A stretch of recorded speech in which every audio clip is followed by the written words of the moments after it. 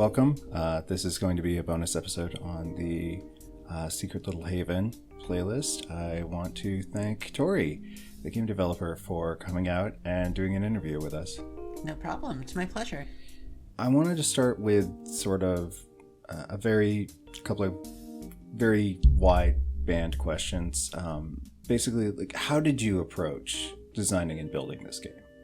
So I really wanted to do something a little bit different than a lot of visual novels that were currently out there. I've always been more interested in putting a bunch of mechanics together that on their own aren't really all that compelling or interesting, but putting them all into a space together so that they can interact and be a part of a larger story has always been really, really cool to me.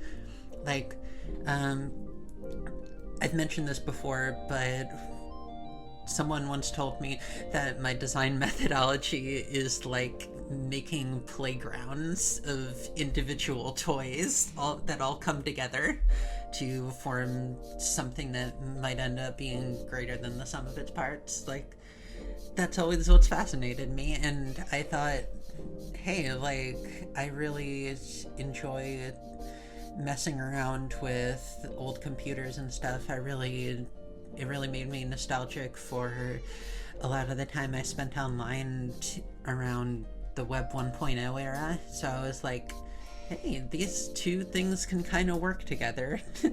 So that's how I went about making Sanctuary OS, which is the fictional operating system that you control in the game. So can you clarify what you mean when you say Web 1.0? Web 1.0. Okay, so people generally like to group the web's history into eras. First, there was, the government-only era, the era of ARPANET and stuff, when normal civilians weren't really allowed to use it. And then came the early 90s, in which the web as we currently know it became an accessible thing. Before that, it was stuff like other networks like bulletin board systems, IRC chats, stuff like that. But during 1993, 5, somewhere around there, is when the World Wide Web as we know it, really started to take off and become a thing. And that's generally what I call the era of Web 1.0, just the era of individual people making their own websites, throwing stuff at the wall, seeing what sticks, and also just being defined as an era before big businesses really started to have a presence online other than just having a small site. I feel like it was a really interesting era of the internet because it was just people interacting with each other, thinking, hey, this is a cool new thing. I want to be a part of this, and I want to interact with other people online because it's really new and interesting. I feel that a lot of really interesting, genuine stuff came out of that time. A lot of people just trying stuff for the hell of it. That's sort of what inspired a lot of the web design that I used in this game. Sort of this frontier spirit of not even having anything to be post. It's just complete creativity, complete freedom with no oversight on this new frontier. Absolutely. Like, the old internet, the Web 1.0 is an archipelago of disparate, vast numbers of sites, all sort of affiliated with each other as they go along through things like web rings and stuff. And the modern internet is more like there are 3, 5, 6, 7 really huge cities all conglomerated into a single area. And it's really, really interesting how the web has changed in such a short span of time. What would you say, as both, I guess, like a game developer and just kind of in general, what would you say that you learned as you were making the game? So let me start with the technical side of things. Oh yeah, go inside baseball. So, the code base for SLH is kind of a mess. I'm just gonna admit that right now. I didn't really know a lot of in-depth stuff about Unity and C# when I was getting into this. I had only done a couple of small projects in Unity up until then, and they were basically just meant to teach myself the engine, to let me do more stuff later on. And SLH was definitely my first major solo project, and because of that, I didn't exactly lay out stuff in a very good way. Like, Sanctuary OS is a lot of smoke and mirrors in terms of its code base, and knowing what I know now about stuff like UX programming and Unity best practices, I definitely would have structured things differently in a lot more of a adaptable way, I should say. I'm still really proud of what I did with Sanctuary OS. Yeah, I mean, you absolutely should be. That's a pretty big achievement, especially given the nature of sort of how Unity is structured. Mm-hmm, absolutely. Like, I'm very, very proud of that. Like, but if I were to do it again, I would have absolutely used a lot more structured elements. Like, one of the things I've been doing at my main job right now, I'm a UX designer at a small game design studio in Seattle, and I've really, really gotten to know the ins and outs of programmatically structuring things in a graphical space. Like, I've been working with Unreal Engine for my job, and Unreal Engine does not hold your hand at all in terms of UX stuff. Basically, you have to roll everything yourself, and because of that, I have learned a lot of stuff that really would have been adaptable in making Sanctuary OS. So, if I ever decide to do anything else with the engine that I created for this game, then, by which I mean Secret Little Haven, of course, then I would absolutely go back and rewrite the internals of Sanctuary OS. Keep the general structure, but remake the framework. Absolutely. Like how windows are formatted, how text is formatted, how pages are populated. Like, every web page you see on that game is just basically its own prefab, just like me putting stuff on the page manually in order to make it look like it's a structured whole. So it's kind of a I guess like a 2D object that just has the texture on it, and it's like, no, it's really a website, don't worry about it. Yeah, don't think about it too hard. But in terms of like actual game design, I learned a whole lot about narrative design when making this game. This is the first game that I have made as a solo project that has any story to speak of, I should say. I learned a lot about how to write dialogue for character motivations, how to just make characters in general, and how to properly pace a story. Like, one of the things that I really wanted to nail in this game was making the characters feel believable and making their motivations clear. Like, I've learned through observation in media that one of the biggest things that people will remember about any given piece of media is the characters. Like, there's obviously a whole bunch of other stuff that goes into that. There's a lot of other things that can make a story memorable for people, but I've noticed that the characters are generally the thing that will stick with people the most. So I really wanted to make that something important in the game. So when I was sitting down like planning out the story for this, I was like, okay, before I do anything else, I need to get these characters' motivations set in stone so that whatever I write from here on out, it'll make sense. Effectively, you were working with a more character-focused story structure instead of a narrative-focused one. It just so happened that these characters, with all their backstories and stuff, came together at this juncture in time. Absolutely, yeah. Like, this is definitely a character piece of the story, and I really enjoyed writing it like that because once you approach it from that angle, it just lets you take the characters' personalities and let them bounce off of each other in interesting situations, and that was really fun to learn how to write. Did you use any resources like websites or books or YouTube videos or anything like that? Or was this all sort of learned by ear? This was all sort of just learned by ear. Like, obviously, I have been exposed to a whole lot of narrative design tips and stuff over the years, but most of the stuff was self-taught for me. That kind of leads into the next question of like, what lessons would you impart to other designers who want to make their own visual novel style games in Unity? And specifically, why choose Unity over other engines? Okay, so one of the biggest pieces of advice I would give anyone who wants to design a visual novel specifically is think about the story you want to tell and think about the best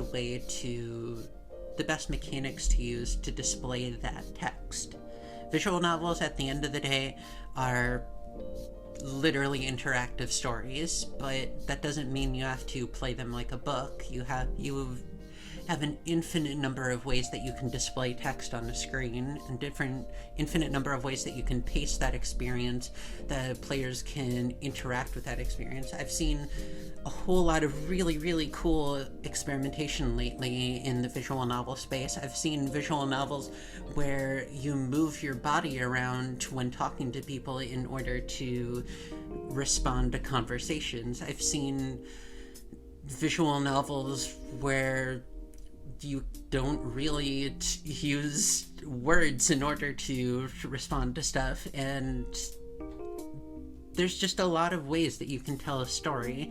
There's a lot of ways that you can just even show text in a game, and I would just say figure out what makes sense for your story, what makes sense for your characters, and then think, what is an interesting and appropriate way to display this to the player in the game? What's a fun way to interact with this story? So being able to sort of break out of that convention of character portrait on one side of screen, text, character portrait on the other side of screen, text is why you would choose Unity as a developer over, say, I think it's like RenP or Game Maker Pro or any of the other sort of 2D visual novel adjacent engines.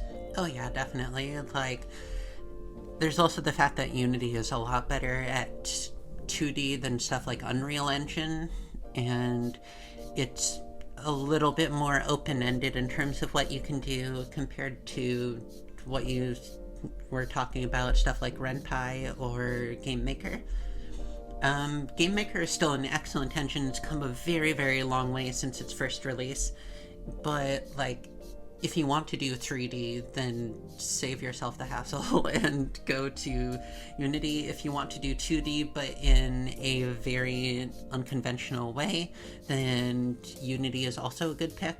But if you really don't want to get into programming too much, if you're fine with a visual programming language, then Game Maker will still probably serve you just fine. But I probably could not have done a lot of the stuff that I did with just using Game Maker. I'm really glad I picked Unity in the end. Right, because, and this is sort of a technical thing from my experience with the engine, but you can do a lot of shadow puppet theater with Unity in a 3D space that just appears 2D. And that can give you some really interesting means of expressing visual information. in ways that pure 2D games would not be able to, or engines would not be able to allow you to. Absolutely. You can really, really get creative when you're given a full toolbox like that. Like, sometimes when I was trying to figure out stuff that I could do in the game, I was just like, let me poke around in some of the APIs, see what kind of cool stuff I can find. One of the things that you can do in Secret Little Haven is use the actual file system on your computer in order to load images and text that you already had on your computer into the game. I didn't really tell that many people about it because it's kind of a hacky way to do stuff, but it's in there. Like, you can actually save and edit text documents in Sanctuary OS and save them to the game data folder on your computer. You can use it like an actual operating system for productivity stuff. And, like, I did not need to include that at all.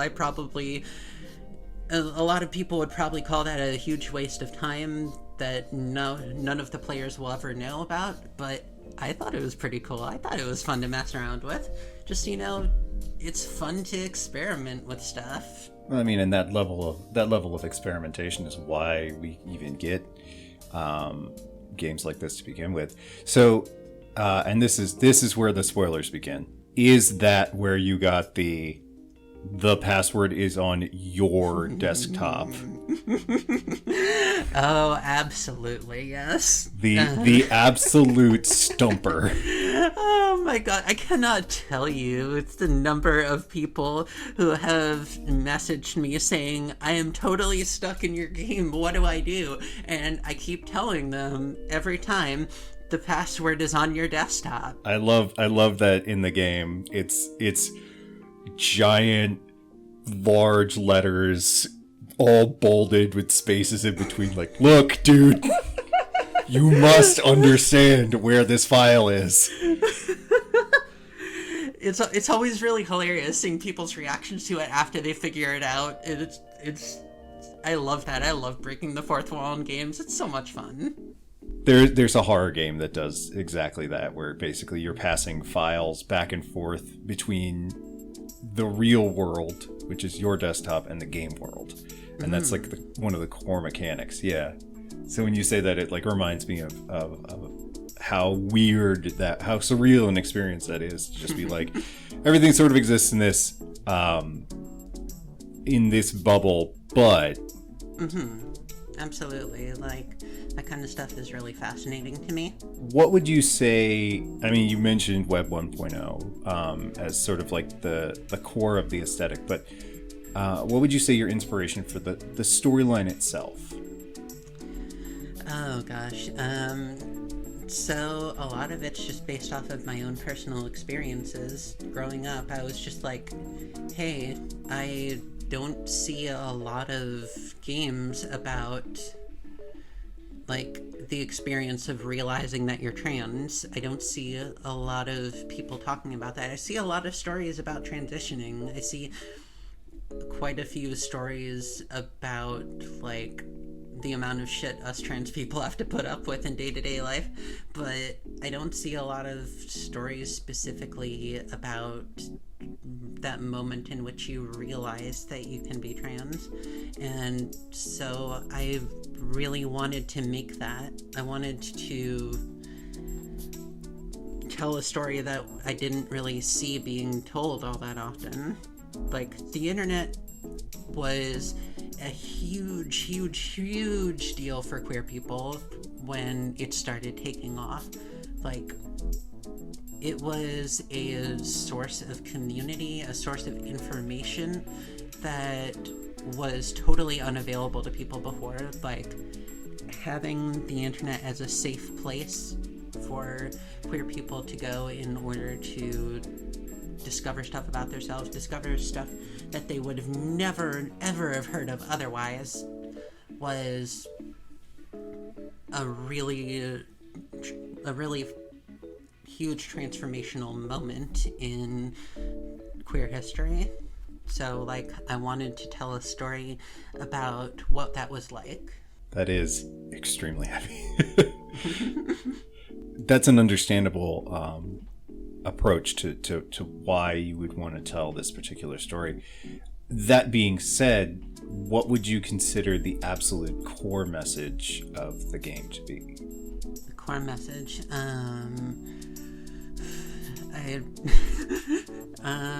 I guess that us trans people have always been here, even when it seems like we haven't, and that our experiences matter. We've always been here. We've always had a place in communities, especially online communities, and that those communities are what give us strength. When it comes to, and this is sort of a revisiting question again, when it comes to the actual story itself and all the parts and components that make it up, if you had the opportunity to sort of go back and start from scratch with what you know now, what aspects of the game's story would you choose to expand on? That's a really tough one.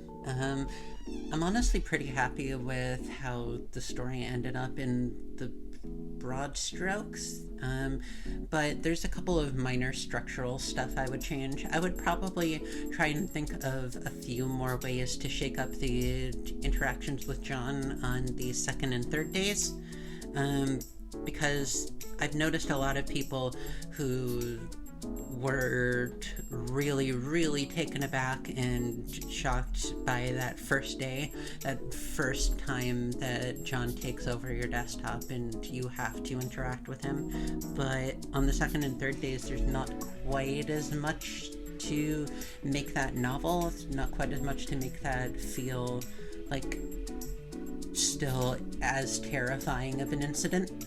So I would like to continuously cement in new ways that this person has total control over, like, Alex's expression and stuff in real life and how that can translate to the game world. So basically just surprising the player whenever I can when it comes to those John sequences.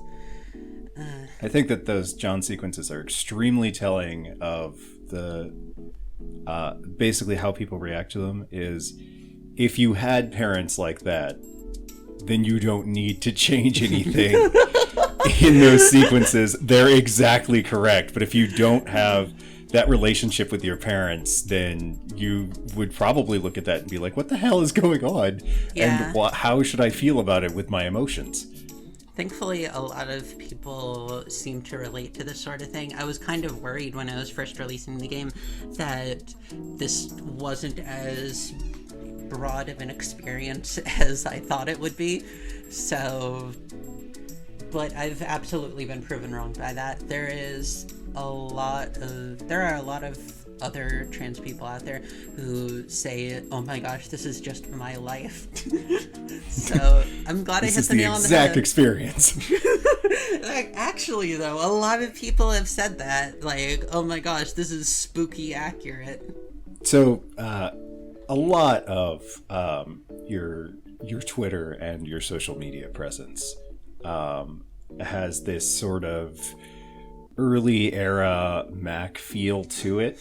So I suppose that just by casually glancing at your social media profiles, this question will already be answered. But what did you draw on as inspiration for the operating systems and applications that Alex uses during her adventure? Oh gosh, I can't even imagine what to answer here. Okay, but like, I actually have a story behind this. So one of the things that initially inspired me to go with the whole Mac OS 9 aesthetic for Secret Little Haven was I was at a thrift store in my town, and I was looking at the technology stuff they have in the back room, and I noticed they had a strawberry pink iMac G3, one of those old translucent bubble designs, and I thought, you know what? That looks really cool. I haven't messed with one of those things since I was in, like, elementary school computer lab. I want to, like, I'll pick it up. $10, why not? So I brought it back home that day. I started messing around with it, and I sort of realized, oh my gosh, wow, this operating system is actually really pleasant to use. Like, it's pleasant in a way that modern operating systems are not. Like, it's not nearly as efficient as modern operating systems. It's not as immediately obvious what you can do for a lot of more advanced functions, but the way that window management works, the way that interacting with stuff works in macOS 9 is a lot more Zen-like, I should put it. It makes you think about how you want to arrange your desktop, and it's really charming that it has that effect, because I had a lot of fun using it, and because of that, it was the first time in a long time that an operating system just felt nice to use and made me want to use it more often because of that. A sort of transcendental user experience that goes beyond just how do we display this information, but also how do we feel this information at the user. Precisely. Yes, that's it. Like, as a UX designer, I am very much of the opinion that efficiency in design is only one part of the overall goal, and that the actual experience, the actual emotions and intentions behind using a system are equally as important as getting to the information as quickly and efficiently as possible. Is that the same computer that's in the trailer on the Steam page? That's the one. That's the exact same one. You were describing it. I was like, I swear to God, I've seen this before. Yeah, for the trailer, I decorated it up with a bunch of cool 90s stuff that I had laying around, and I just thought it would be a really cute way to display it. Like, as a promotional thing before I released the game, I showed, like, the screenshots of the Sanctuary OS desktop displayed in full screen on the computer, so it looked like it was actually running Sanctuary OS. That is amazing. Now to absolutely crush the mood of the room, and this is only if you're comfortable discussing this, but how much of this story was drawn from your own experiences? Oh, a lot of it is autobiographical. I'm just going right out there and saying it. Like,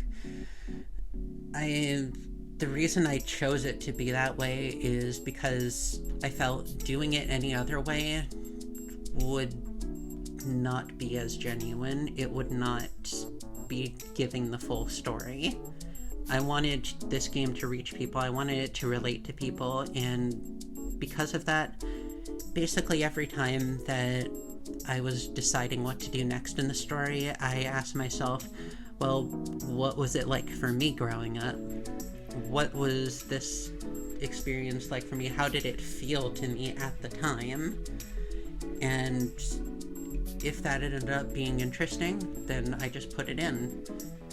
Because, like, that's how you can write a genuine story, in my opinion. Obviously, it's important to push your boundaries. Obviously, it's important to, like, expand your experiences.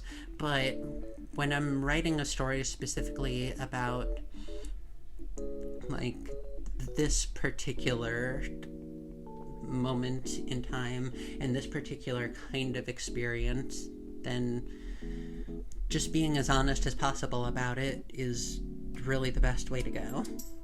Like, a lot of the stuff in the game lifted straight from my life. Like, the boarding school incident thing that John briefly mentions, that literally happened to me. My dad sent me off to a boarding school in Massachusetts called Buxton, which is a very tiny school in northwestern Massachusetts. I did not at all feel comfortable there, and, like, I was not ready for that kind of thing. I felt very, very deeply uncomfortable in the boys' dorm, and because of a whole lot of stuff that I don't really want to get into, I was kicked out, like, before the first year was over. From my experience interacting with trans and just general LGBT plus people of sort of our age range, this is a very depressingly common reaction to basically the themes and story that you've put out, where it's basically like, yeah, no, that's just a thing that happens with people. It's like, no, that's not a thing that should happen. That's awful. Like a lot of the characters were explicitly based off of like people from my life. Obviously John is based off of my dad. My dad is a very depressed, angry man who's very, very misogynistic and not really a good person to be around. Like, I basically just took all that wholesale and when I was writing John. The character Andy is just literally my old friend Andrew from high school. Like, as an Andrew myself, I can say not all Andrews. Hashtag not all Andrews. Hashtag not all Andrews. It was whenever I saw that, I was like, oh god, no, Andy, stop, please. Just with the words that come out of your mouth, just stop doing them. Did Andrew get better? I've got bad news for you. Oh no. So like, me and Andrew stopped talking after I came out, and he's still a shitty conservative who is probably getting worse.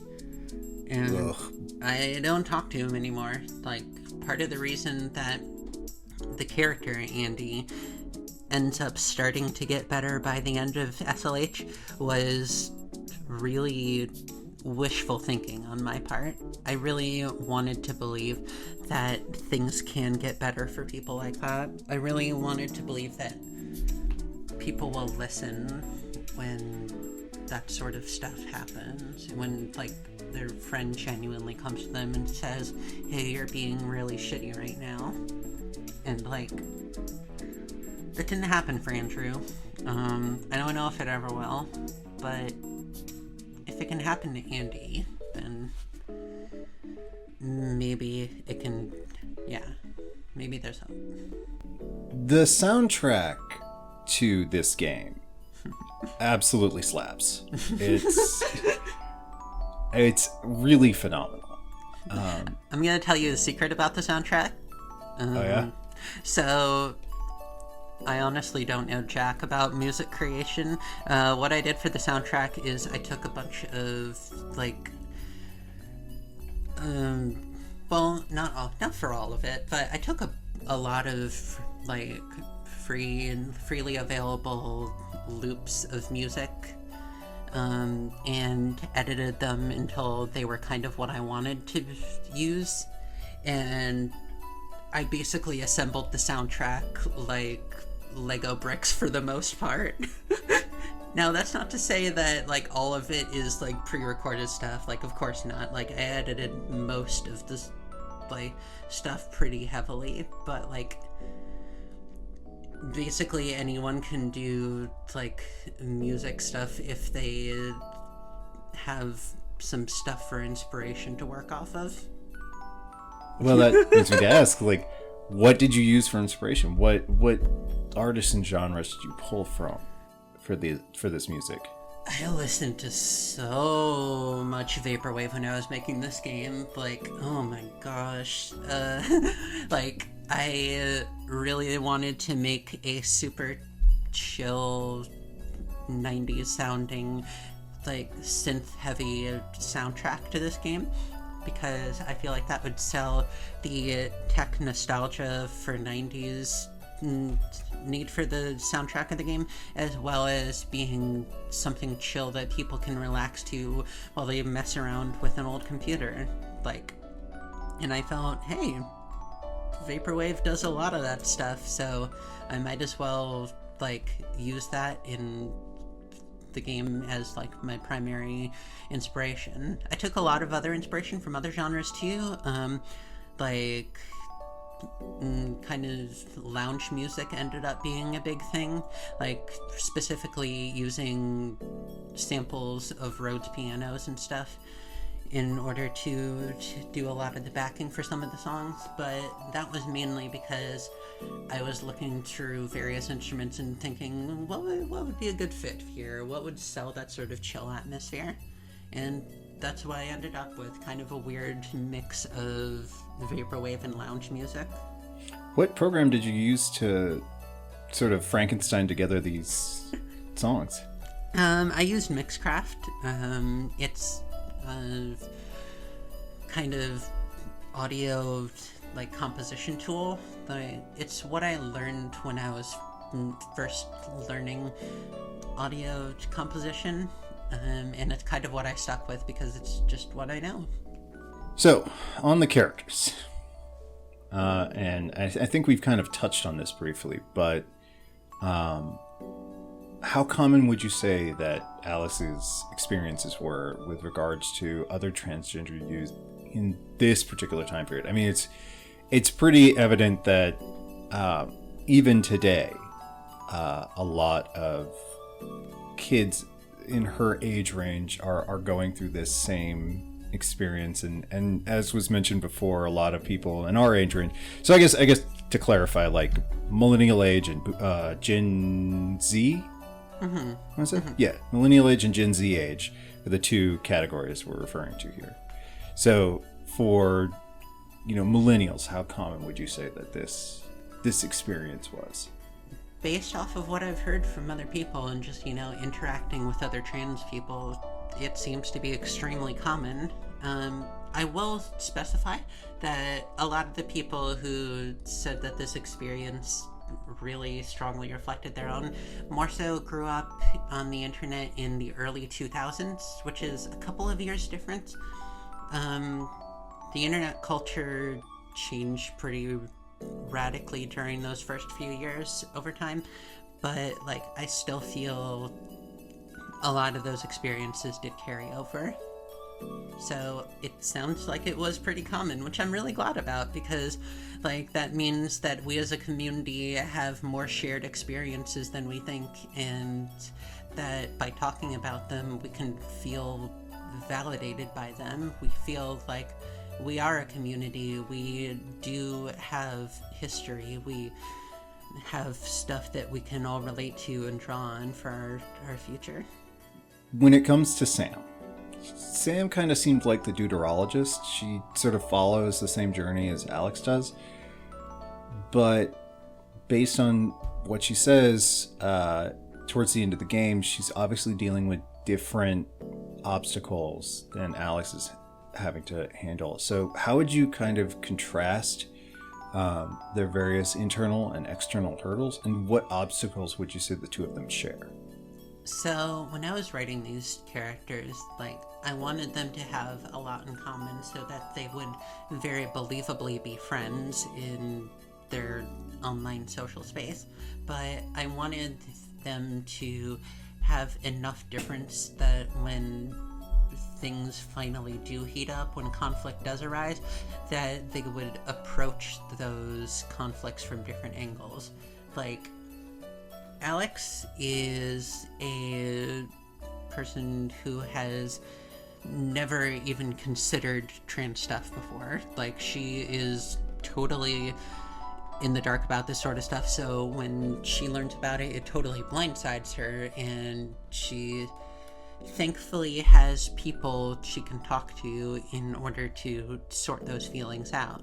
So she's in general a lot more open to the idea that something can be changed in her life for the better. Sam, on the other hand, Sammy, she has very much dealt with this stuff before. She has considered this stuff before, and the fact that she feels like she does not have any control in her own life, that terrifies her, that makes her feel powerless, paralyzed, and it shuts her back down. It keeps her back in the closet because she feels like she can't do anything about it. I know that I was kind of both of these characters at different points in my life.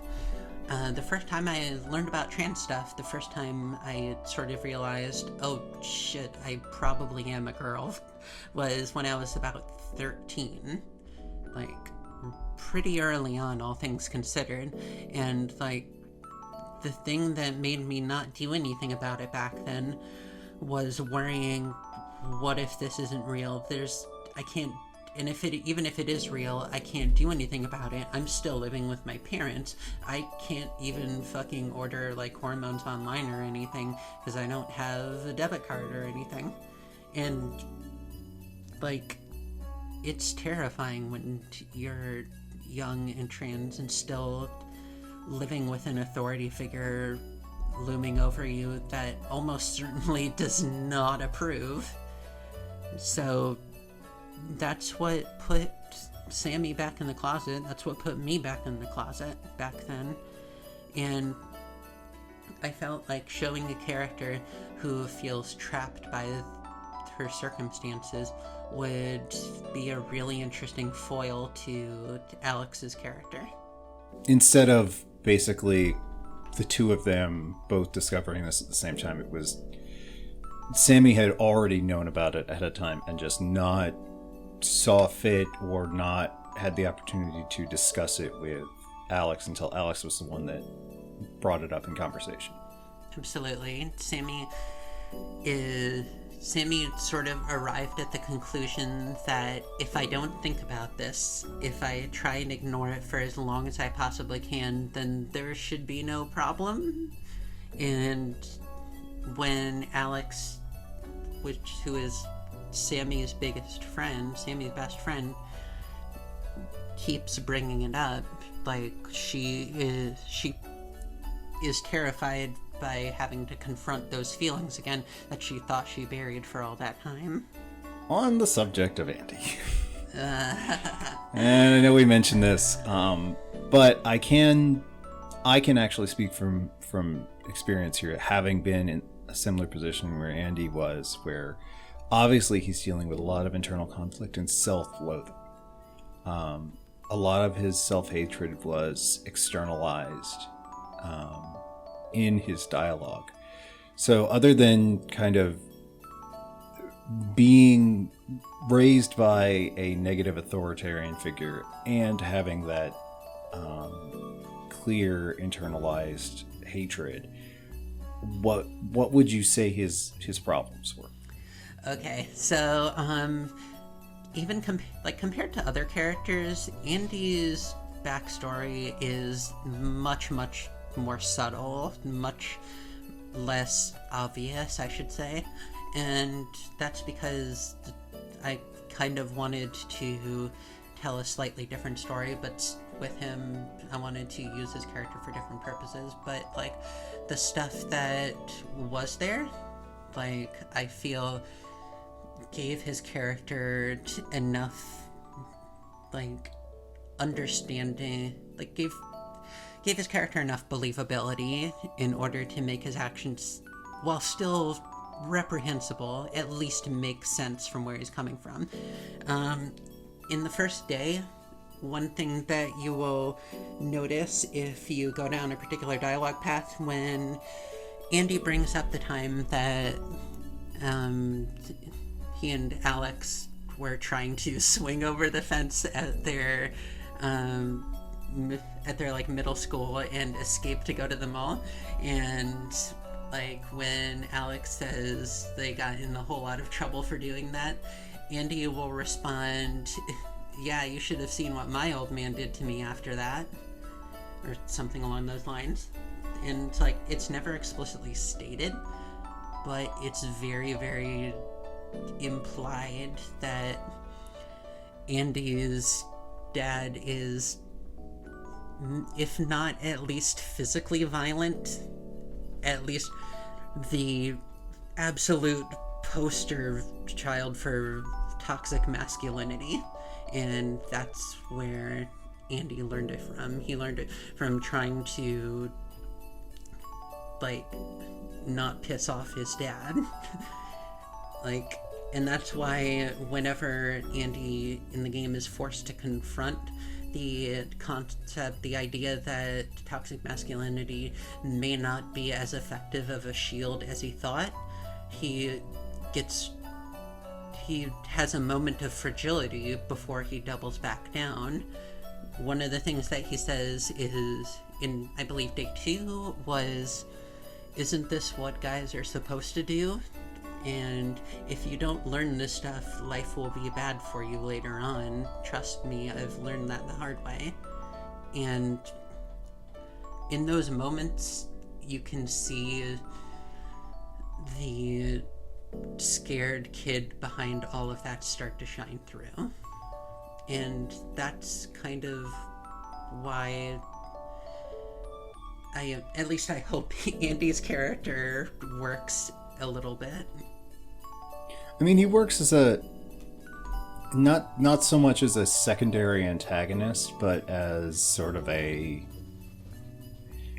not sure what the literary term for that would be. Basically, just a character who exists to facilitate conflict, albeit unintentionally. He very much mirrors John in a lot of ways, like sometimes very explicitly, like at the end of day 3, in which his messages start glitching out and he can edit one of your old messages in the exact same way that John does. And that's supposed to be a moment where you realize, oh shit, he is very, very close to falling into the exact same hole that John has been trapped in for most of his life. And that's supposed to be absolutely terrifying.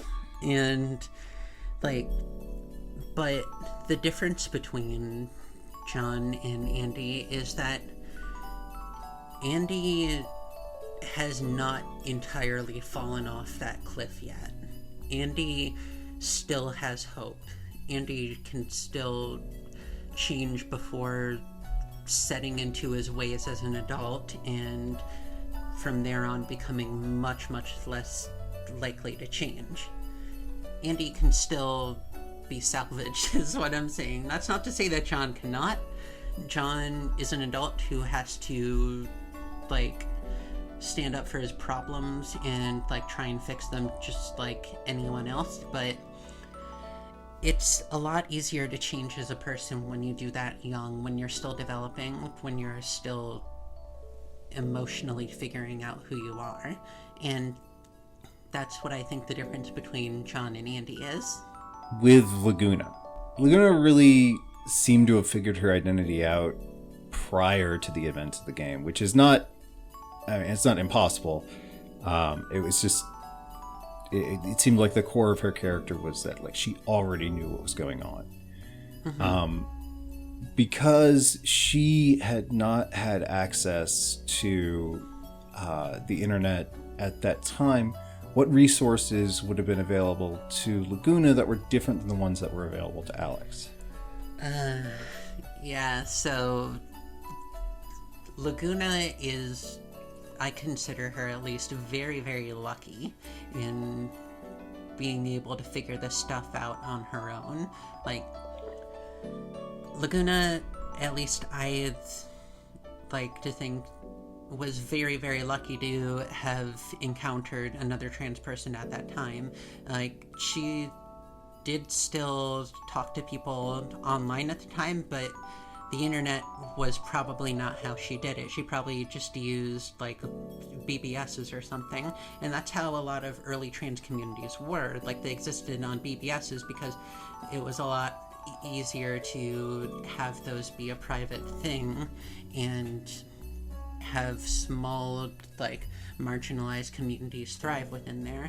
So, like, the internet still helped her out, but it was something you were much, much, much less likely to stumble into on her own. I think that, or at least my headcanon for all this, is that Laguna has been interested in technology for most of her life, and because of that, her genuinely inquisitive nature just sort of eventually led her to that sort of stuff. So, like, Laguna got lucky, is what I'm saying. And because of that, she wants to... I don't want to say she wants to go out and help other people, because she's still very much afraid of being outed and the consequences that can have for her life. But once she starts talking to Alex, once she starts, like, understanding that she can make a difference in someone's life, like another young trans person's life, another young trans person that's scared and doesn't know what to do, and that's someone that she can see herself in, or at least who she used to be. And I think that the main development of her character is her realizing that she can make a difference for other people, and realizing that that can change another person's life. Just a quick aside, is it really headcanon though? If you're the one who, isn't that just canon? I'm not really the type to say, like, word of God, this is now canon. You don't have the 4-inch thick 3-ring binders Secret Little Heaven development Bible. I'm not gonna be fucking J.K. Rowling saying shit about the characters 10 years after the game is released. It totally changes everything. But, so, like, when I say that, I mean, like, that wasn't explicitly in the game. So, like, that's all I mean. And that's kind of I guess that's kind of the dream scenario for older people in these communities, not just in the trans community, but also in the wider LGBT plus communities, to sort of be mentors to the LGBT the next generation. Precisely, yeah. Like, the way our communities grow is by finding, like, shared experiences, by finding other people who can relate to those shared experiences, and realizing that, hey, maybe if I relate to these things, if I can look at these people talking about their lives, their history with being trans, then maybe it's okay for me to be trans too. That's how communities like ours grow. And, like, I think that that's the main reason why visibility is so important, because once that information is out there, once those experiences are well known to people, then more people can realize that they relate to that a lot more than they thought they did. So when it comes to Jenny, I this may have been answered in the game, and it was just in a dialogue tree that I didn't see. But was the source of her problems just her work-life balance and the pressure from her parents, or were there more issues that sort of were happening in the background? So Jenny is probably the character that I really wish I would have spent more time fleshing out. I feel like out of all the characters, she's the easiest to write off as a plot device more than anything. Even though I don't really see her that way, I can understand how another person would feel that. But I did try to explain that Jenny's experience is, like, Jenny's main stressors in life is figuring out how to be an adult and figure out how to be a role model for others, because she's an admin of a forum with mostly younger kids on it, and she very clearly polices how she interacts with other people in that scenario in order to be a good role model for them. Like, she wants to make a positive community and positive effect in other people's lives, and she's terrified of screwing that up. And I think that that's the general root of where her anxieties come from. A fear of being a failure, I should say. That's why she's worried about schoolwork. That's why she's worried about talking with other people. That's why she's worried about her future on the PG Fans forum. I'd say that that's the root of all her anxiety. This is kind of peeling back the curtain, but I do actually have a question. Do have a question about Purple Squirrel. All right, let's hear it. The community that I was in during this particular period were the furry communities. And there is obviously a very, very broad overlap of Venn diagrams between LGBT and furry communities. That intersection with sort of bilateral support for one another, would you say that that was more common kind of in that period when everyone was sort of figuring out their identity, or would you say it's more common now when there's a broader means of meshing disparate communities together? Oh, it's absolutely much more common now. Like, just even from the fact that both communities are much larger now because of the internet. Like, both of these things were relatively nascent compared to what they are now, and most of that is just because of visibility, you know? Like, I wanted to show that I wanted to have at least some sort of indication of where things would eventually go between the two communities, and that the furry community would end up being extremely queer later in his life, which is really, really cool, and that the queer community would end up being extremely furry, which is really, really cool. So there were definitely a whole lot of queer furries back in the late 90s. Like, I know people who were active in the furry community in that era who are now out and trans. Like, one of my best friends has been in the furry community since like 1995, and she just recently came out as trans. I remember from back in my day, from that sort of time period, it's like those pre-established communities of furries from the 70s, 80s, and extremely early 90s that already kind of had that familial gel gluing them together, coming as this one massive katamari onto individual online communities, always made them seem sort of monolithic, where they were like, oh my god, these people are over the age of 16 and they communicate with each other using words? How is this even possible? And I know that's sort of something that's common to people of my age in the furry community. I mean, like I was talking about with Jenny, like, having her shit together is like the entire crux of her character, like worrying about not doing that. And like, for younger people, seeing people who very much do have their life together is, or at least they perceive having their life together, is it's being a role model, you know? Like, that's how younger people learn how to interact in communities. Like, growing up is not what, like, teenagers think it is. Like, and, like, no one ever truly has their life together. Like, growing up is, I guess the best way to say it is, adults are a myth. We're all just very old children. And, like, that is probably the line I would use to describe Jenny the most. And, like, Alex is still very much in the camp of, oh wow, you're like 3-4 years older than me, you must have everything figured out now.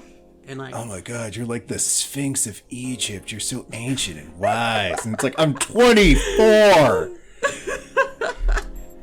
Oh gosh. Speaking of adults that act like children, John. So, as the antagonist of the game, John is saying some stuff that are going to be very familiar to millennials with overbearing parents.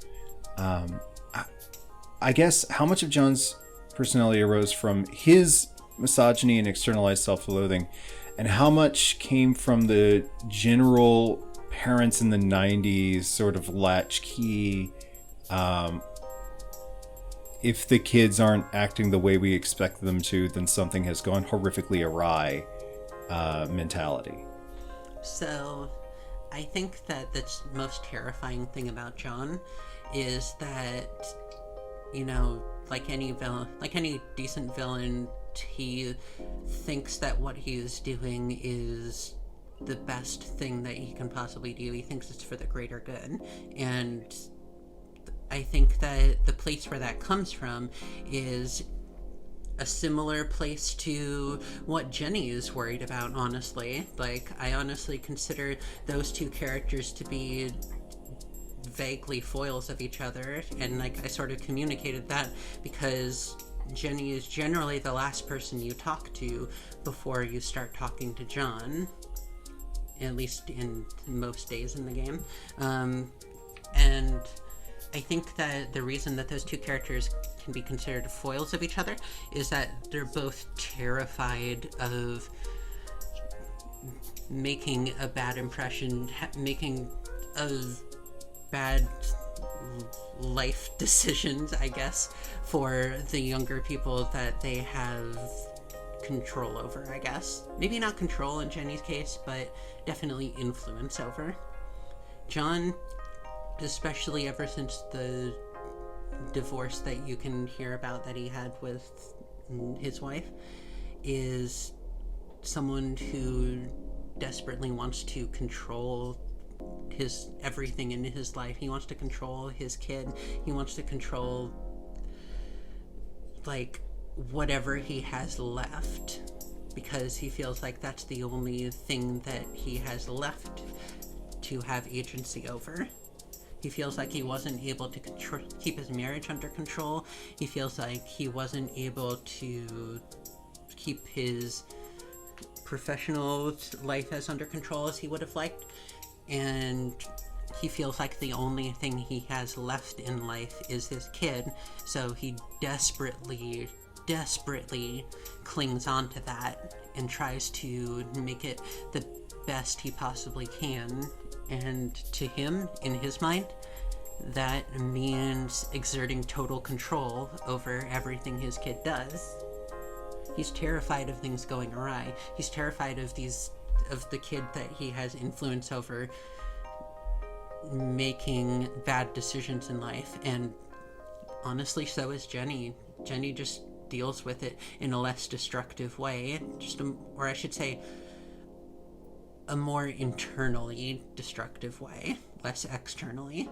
So Jenny internalizes her struggle. John very much externalizes it. Yeah, that's something that really came through during the course of the game, is that John is such a stunningly unhappy person. Mm-hmm. And it's clear that he has, if he has even a modicum of self-reflection, he has clearly built up this mindset of, I work hard, I provide for my family, I'm the patriarch for my family, so clearly I'm not doing anything wrong. But still, something has gone awry. That seems to be a fairly common. I hate to sound like the torch bearing police car burning millennial in the room, but that's really common for boomers, where there's just this mindset of, I'm doing everything right, or in my eyes, I'm doing everything right, but things are still going wrong, so it has to be someone else's fault. Precisely, yeah.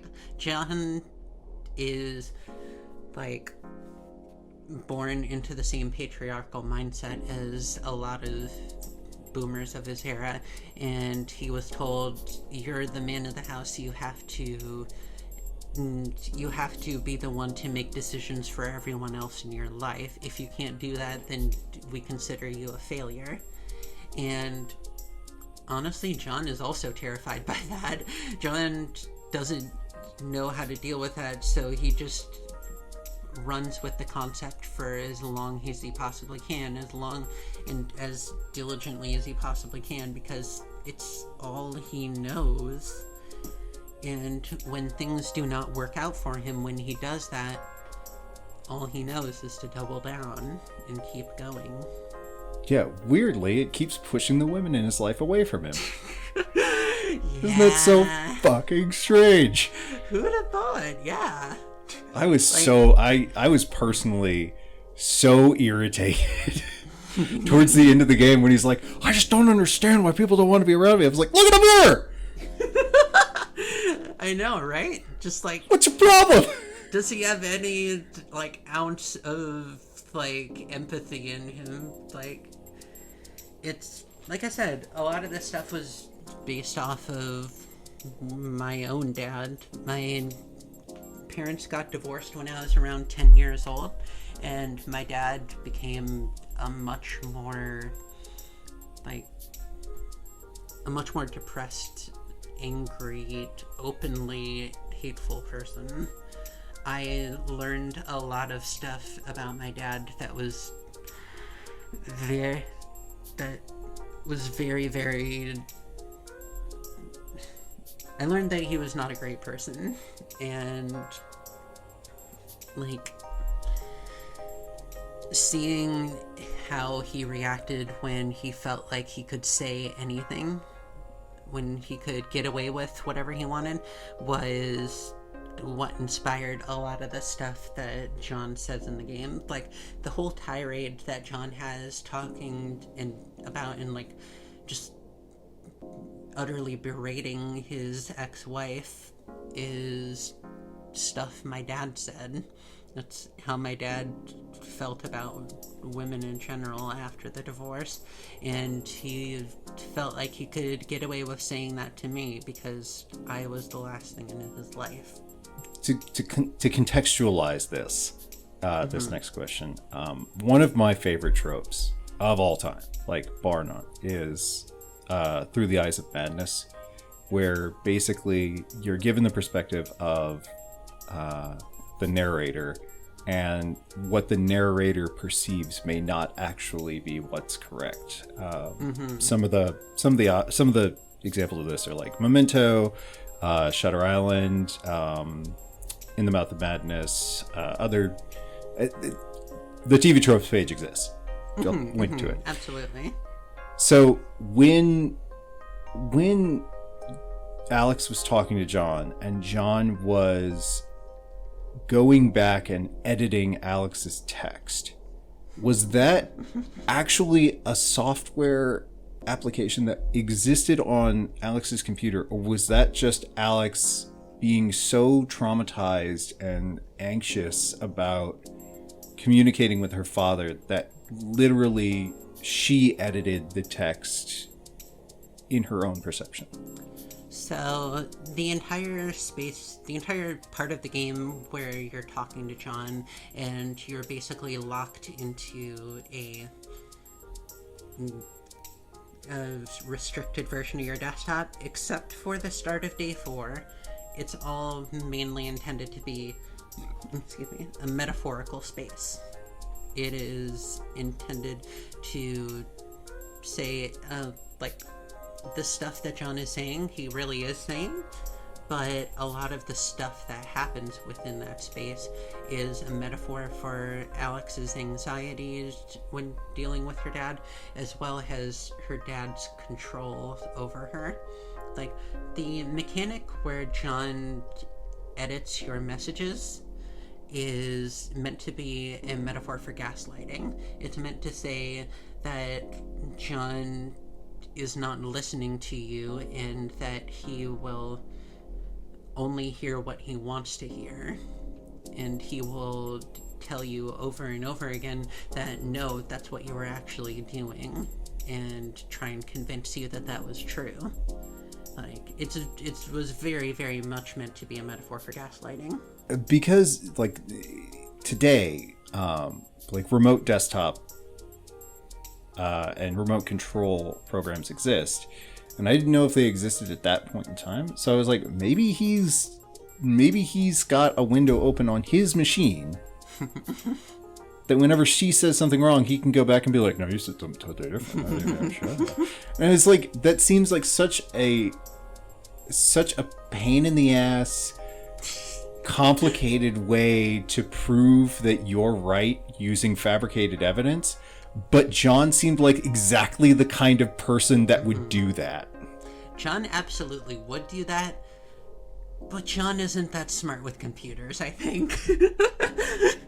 That's why Alex was pretty easily able to break through the restricted desktop later in the game, and why Laguna kind of makes fun of John for that.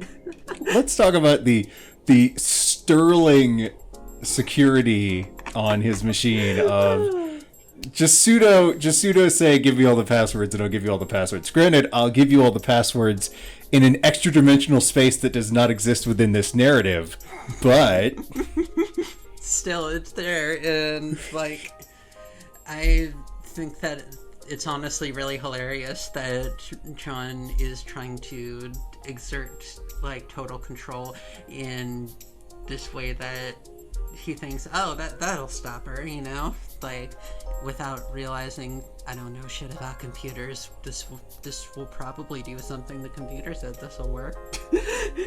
John is not a very online person. Yeah, the absolute flash forward to John being like, I don't understand how to use a USB drive. It's like, oh, really? Fucking thoughts and prayers, bro. Yeah. Fucking exactly. Like, even the part where Laguna says, oh, he just made a copy of his own fucking profile and then cleared out all the info and then locked you into it. Like, that's kind of intended to be a light metaphor for, like, oh, he wants you to grow up like him. He wants you to basically be a copy of him in life. But also just sort of meant to be like, oh, that's all he fucking did, huh? Suddenly he's not so scary anymore. Suddenly I feel like I can actually deal with this guy, and that's a good lead up to the final like conflict of the game. After that final conflict, Alex brings everyone together in their sort of, to be perfectly honest, their sort of Sailor Moon-esque friendship Aegis. Has the conversation with John, sort of breaks through that wall in their relationship, and then goes to see the movie, and that's just sort of where it cuts to black. Mm-hmm. You've sort of set up potential plot threads for all of the characters, but ultimately, would you say that this story has an ending, and would you say that ending is a happy one? So,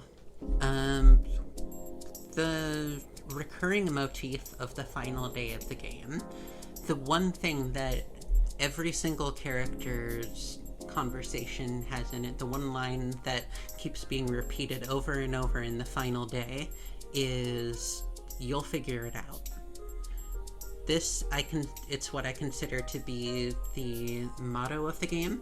It's what I consider to be the central feature of the game's themes, and I feel like it's what influenced a lot of the writing on that final day, because you'll figure it out does not mean everything will be okay.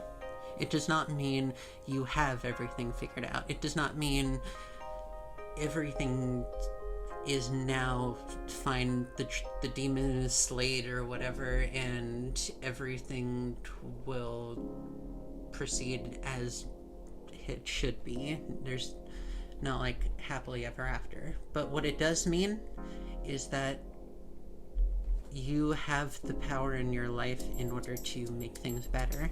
You have hope that you can make your life more enjoyable. You'll figure it out, you know? Like, you can do this. That's sort of why all the characters end on an ambiguous note, but a hopefully ambiguous note. They have the tools that they need to proceed from here in order to live a good life and be in a better place in the future. And so that's why the ending is what it is. It's one where every single character has more hope for the future and a better place in order to deal with further problems in their life. I feel like it's a reasonably realistic ending, all things considered. One of the things that I sort of noticed at the end of the game was finishing out all the conversation trees, changing the status of all of your friends, and then having the final conversation with John. Is there a way to not have all of your friends show up, and does that influence the ending? So, I originally did write in a bad ending for the game. I originally did write in stuff that you could do in order to intentionally screw stuff up. But the more I started writing that, the more I just got depressed and, like, starting to realize this isn't the kind of story that I wanted to tell. Like, I think it's fine to take away the control, the agency to have a bad ending if the stakes are inspiring a young trans person that things are going to be okay, versus giving them the agency to feel like things are not going to be okay. So I scrapped the bad ending. There's still a few very secret gag endings that you can find in the game. There's still a lot of stuff that you can do in order to have some funny endings. Those, I'm not going to spoil those. You'll have to find them out for yourself. There are still many secrets left in that game. But I wanted to give people a good ending regardless. So your friends are all there for you. All of their statuses change to XY character is here for you. The only exception to that being John, because more than any character, John has the most ground left to cover. He is, ironically, the person who has the most growing up to do. So his message still says John has logged off. That all being said, and cheeky, those gag endings and secrets. Would you be willing to drop even just a hint to one of them? All right. One of the gag endings you can get by exploring some new posts on the forum in the final day of the game. So I'll just leave that to you. All right. Are you planning on working on a sequel, or is this going to be kind of its own contained story? I've had so many people ask me if SLH2 is going to happen, and like, as much as I would love to say, yeah, I've got a bajillion ideas for what I want to do next, it's honestly not true. I have no idea where to take this from here. If I do ever come up with a good idea for another story that I want to tell with this setting, then you bet I'll make a sequel. I really want to make a sequel. I just don't know what to do with it. Like, I'm just being honest about that. Like, if I were going to make a sequel, I want it to be telling another aspect of the trans experience, like another aspect a lot of trans people can relate to. And a lot of the stuff in that space, especially stuff that happens later in life, is stuff that like has already been covered, like what transitioning is like, what living in the world as a trans person is like. And like, that is actually the one place that trans media is very good at covering. And like, so I feel like a lot of that stuff has already been said. So if I was going to do a Secret Little Haven 2, then I would want it to be about another part of the trans experience that doesn't get talked about as much. Are you currently working on any projects external to both your day job and SLH? My day job takes the wind out of me. Like, I generally do not have much energy when I get home from work, but I am working on a few small side projects. One of them is another just cutesy, bubbly visual novel with one of my friends, and that's been on hiatus for a while now, but we're sort of starting to hope to get back into it. The other is a much more long-form project that I've only barely started, that probably isn't going to be out for another several years, called Polygon Tengoku, which is sort of a freeform, low-poly exploration game based off of a very specific game that I played within the last few years that very much influenced how I see things like secrets and exploration in games. What game was that? So it's a very obscure game from the Nintendo 64 called Polygon Studio, or more accurately, Mario Artist Polygon Studio. It was only ever released in Japan. It was intended to be sort of a successor to Mario Paint, except with 3D models. And, like, I was just playing it with my friends one day. We were just messing around with random stuff on my N64 flash cart. And we came across this. We sort of thought, oh, that's cute. You can make little 3D models and have them dance around or whatever. But hidden within a submenu of a submenu of a submenu in a tiny little icon in one of those submenus, you can find an entire 3D open world vehicle building Metroidvania game. What? It's there. This game only sold like 10,000 copies, and Nintendo made it, and no one seems to know anything about this game. It felt like I was exploring something new for the first time in a long, long time in a game, and that was so exciting. It was really, really cool. Like, we found this thing that, like, has been hidden this whole time and is an entirely new world to explore.